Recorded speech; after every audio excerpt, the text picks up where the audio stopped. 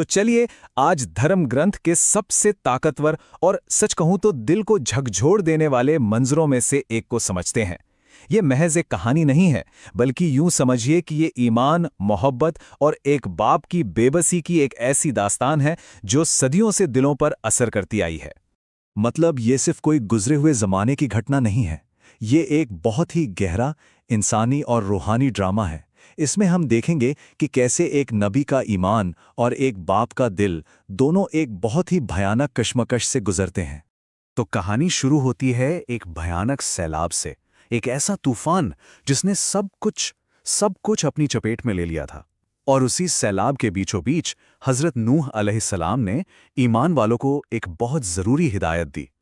अब इस बात पर जरा गौर कीजिए, हजरत नूह ने ये नहीं कहा कि ये लकड़ी की कश्ती हमें बचाएगी। नहीं, बिल्कुल नहीं। उन्होंने साफ कर दिया कि हमारी हिफाजत का असल जरिया ये कश्ती नहीं, बल्कि अल्लाह का नाम है। पूरी तरह से उस पर यकीन। इसका चलना भी उसी के नाम से है और इसका रुकना भी। और अब कहानी उस मोड़ पर आती है जहां दिल दहल जाता है।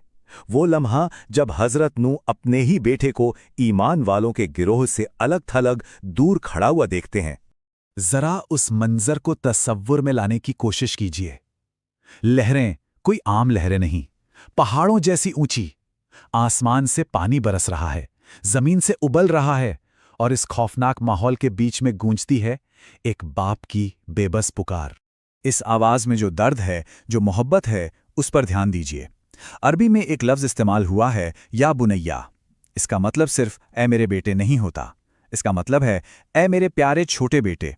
ये एक बाप की अपने जिगर के टुकड़े के लिए तड़प है, जो उसे अपनी ही आंखों के सामने तबाह होते हुए देख रहा है। तो एक तरफ तो थी बाप की वो पुकार जिसमें आसमानी रहनुमाई थी, और दूसरी तरफ था बेटे का दुनियावी घमंड और अपनी सोच। देखते हैं कि बेटे ने क्या जवाब दिया। देखिए, बेटे का जवाब बिल्कुल दुनियावी सोच पर टिका हुआ। उसे लगा, अरे मैं तो इस पहाड़ पर चढ़ जाऊंगा, इसकी ऊंचाई मुझे बचा लेगी। और सच कहूं तो आज भी हम सबके अपने अपने पहाड़ होते हैं, है ना? हमारा पैसा, हमारा रुतबा, हमारी ताकत। उसने आसमानी मदद के बजाय जमीन की एक बेजान चीज पर भरोसा कर लिया। तो बस यहीं पर दो सोच, दो रास्ते आमने सामने आ जाते हैं। एक तरफ है अल्लाह पर पूरा मुकम्मल यकीन, और दूसरी तरफ अपनी काबिलियत, अपनी दुनियावी चीजों पर घमंड। ये एक बाप की आखिरी बेताब कोशिश थी, एक आखिरी आवाज।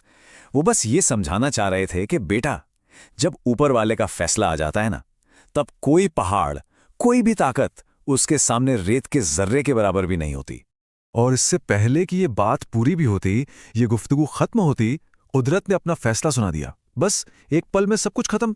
एक लहर, बस एक बेरहम लहर आई, और वो बाप और बेटे के बीच खड़ी हो गई हमेशा के लिए। वो जिगर का टुकड़ा बाप की नजरों के सामने से ओझल हो गया। तो अंजाम तो वही होना था। वो पहाड़ भी डूबा और उसके साथ वो गुरूर भी, और बेटा डूबने वालों में से एक हो गया। ये कहानी बहुत दर्दनाक है, इसमें कोई शक नहीं, लेकिन इसके अंदर बहुत गहरे सबक भी छिपे हैं। ऐसे सबक जो आज भी हमारे लिए उतने ही जरूरी हैं। चलिए उन पर एक नजर डालते हैं। तो देखिए, इस पूरे वाकये से 3 बातें तो शीशे की तरह साफ हो जाती हैं। पहली, असली हिफाजत और ताकत बिस्मिल्लाह में है, अल्लाह के नाम में है, दुनियावी चीजों में नहीं।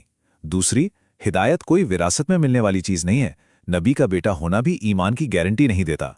और तीसरी, जब अल्लाह का फैसला आता है तो दुनिया की कोई भी पनागा काम नहीं आती।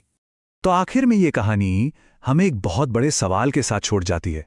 ये किस्सा भले ही सदियों पुराना हो, लेकिन ये सवाल आज का है कि जब जिंदगी में मुश्किलों के तूफान आते हैं, जब लहरें ऊंची उठती हैं, तो इंसान की पनागाह क्या होती है? उसके अपने बनाए हुए पहाड़, जब वो एक ज़ात जिसके एक हुक्म के आगे बड़े बड़े पहाड़ भी रेत बन जाते हैं।